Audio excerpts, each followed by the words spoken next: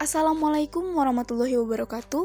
Saya Dewi Ulansari dengan NIM 20104010002 dari kelas 6A Perbankan Syariah. Adapun tujuan saya membuat video kali ini adalah untuk memenuhi salah satu tugas UAS dalam mata kuliah Qiraatul Kutub, di mana diampu langsung oleh dosen pembimbing yaitu Ibu Ririn Dwi Ariyanti SEME. Pada kesempatan kali ini, saya akan sedikit memaparkan salah satu materi yang pernah dipelajari sebelumnya, yaitu terkait kemiskinan dalam perspektif Islam.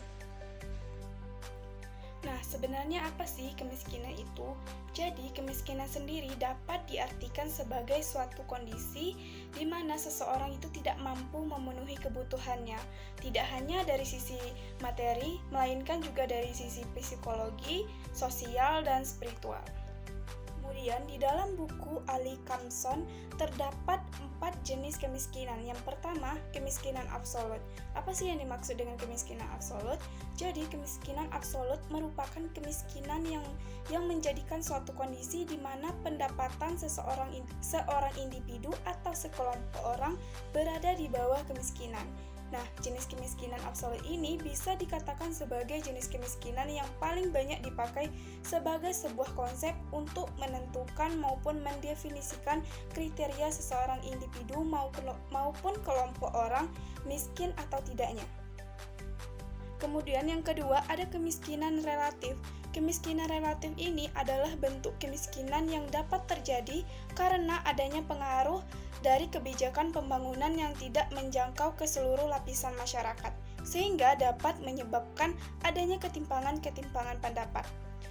Kemudian yang ketiga, kemiskinan kultural. Kemiskinan kultural merupakan bentuk kemiskinan yang dapat terjadi karena akibat dari adanya sikap serta kebiasaan individu maupun masyarakat pada umumnya berasal dari budaya dan adat istiadat yang umum relatif tidak ingin memperbaiki taraf hidup dengan cara-cara modern.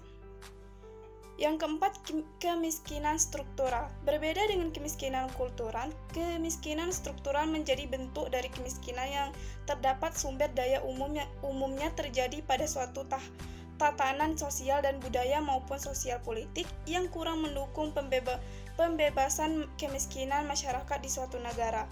Umumnya, kemiskinan struktural terkadang memiliki unsur yang diskriminatif. Terdapat faktor-faktor yang menjadi penyebab terjadinya kemiskinan. Yang pertama, yang paling utama, terbatasnya lapangan pekerjaan sehingga tingginya angka pengangguran, terutama di Indonesia. Kemudian yang kedua, rendahnya tingkat pendidikan juga turut menjadi faktor-faktor yang menyebabkan kemiskinan. Yang ketiga, adanya kondisi malas bekerja pada seseorang juga turut menjadi faktor dari kemiskinan ini. Yang keempat, keterbatasan sumber alam. Dan yang terakhir, yang kelima, naiknya harga kebutuhan.